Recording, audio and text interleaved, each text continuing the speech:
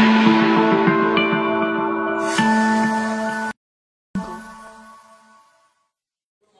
बच्चों, आपका स्वागत है मेरे YouTube चैनल में रमा मैम क्लासेस में। और मैं आपकी रमा मैम। आज मैं आपके लिए लेकर आई हूँ क्लास 10 से चैप्टर 14 की एक्सरसाइज 14.1। मैं एक्सरसाइज 14.1 इसलिए स्टार्ट कर रही हूँ क्योंकि मैंने मीन का इंट्रोडक्शन के 2 वीडियोस कंप्लीट कर चुकी हूँ। तो आप उन वीडियोस को देख के इंट्रोडक्शन अपना कंप्लीट कर सकते हैं, आप मीन के बारे में समझ सकते हैं और फिर उसके ऊपर जो क्वेश्चंस आते हैं क्लास 10th में वो आप कर सकते हैं। इसलिए मैं अब एक्सरसाइज स्टार्ट कर रही हूँ। मोड और मीडियन जब एक्सरसाइज आएंगी तो उसके अकॉर्डिंग में फिर उसका इंट्रोडक्शन बनाऊंगी। ओके, तो हम इसका फर्स्ट क्वेश्चन देखते हैं। A survey was conducted by a group of students as a part of their environment awareness programme in which they collected the following data regarding the number of plants in 20 houses in a locality. Find the mean number of plants per house. एक survey conduct किया गया बच्चों द्वारा, students द्वारा, जिसमें वो अपने environment को लेके उन अवेयरनेस बढ़ाना चाहते थे, मींस एनवायरनमेंट को लेके ज्यादा नॉलेज गेन करना चाहते थे। तो एनवायरनमेंट अवेयरनेस प्रोग्राम के अंडर उन्होंने एक सर्वे किया। उस सर्वे में उन्होंने क्या किया कि 20 घरों में, एक लोकेलिटी में, एक एरिया में 20 घर में गए और उनके घर जाके उनसे पूछा गया कि आपके यहाँ किस प्रकार के पेड़ लगे हुए हैं और कितने पेड़ लगे हुए हैं।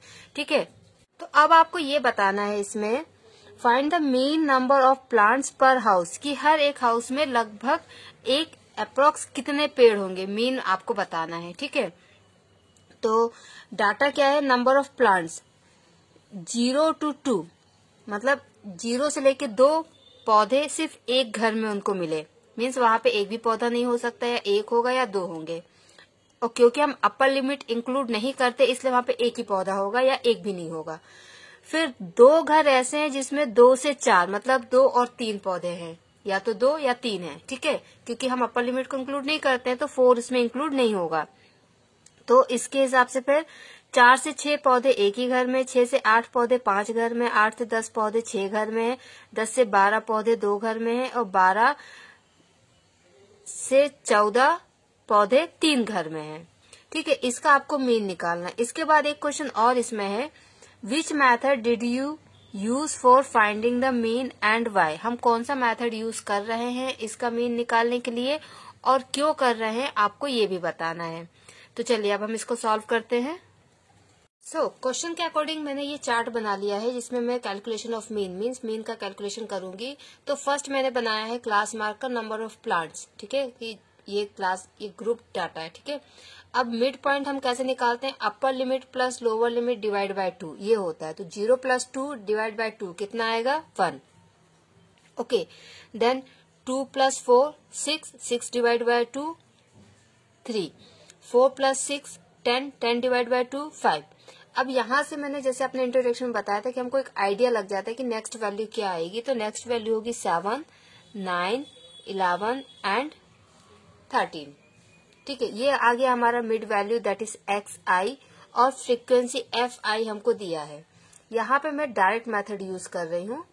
अब यहाँ पे हम क्या करेंगे कि XI और FI का मल्टीप्लीकेशन करेंगे। तो क्या होगा, 1 × 1 1, 2 × 3 6, 5 × 1 5, 7 × 5 35, ओके, 9 × 6 54, 11 × 2 22 एंड 13 × 3 39।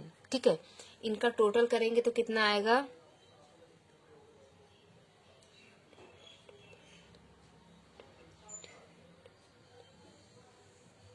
ठीक है, तो इसका हमने टोटल किया 2 और फिर ये कितना हो जाएगा,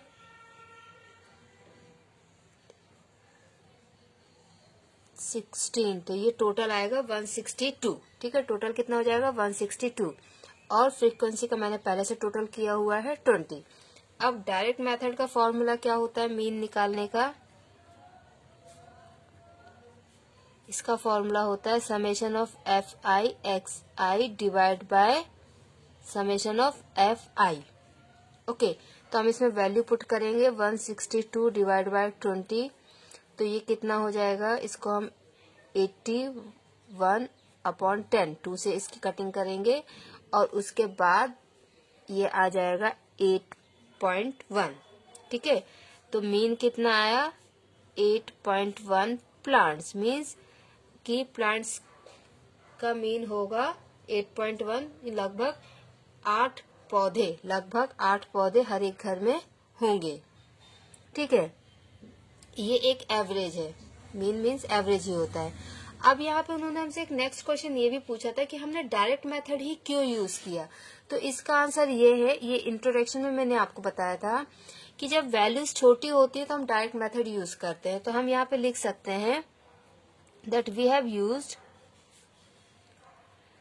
डायरेक्ट मेथड बिकॉज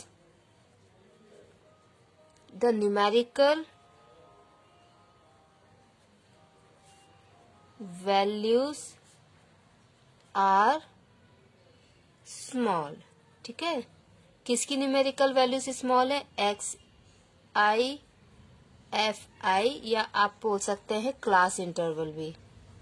ठीक है, इनकी वैल्यूज जो है वो काफी छोटी है, काफी न्यूमर्स ठीक है छोटी है, तो इसलिए हम इसमें डायरेक्ट मेथड को यूज कर रहे हैं और डायरेक्ट मेथड से हमने इस क्वेश्चन को सॉल्व किया है। तो ये आपका क्वेश्चन नंबर 1 हुआ एक्सरसाइज 14.1 का। ठीक है, स्टैटिस्टिक्स का, क्लास 10th। आपको कोई भी डाउट अगर होता है बच्चों तो आप प्लीज कमेंट सेक्शन में कमेंट करके मुझसे पूछ सकते हैं। थैंक यू बच्चों, बाय बाय।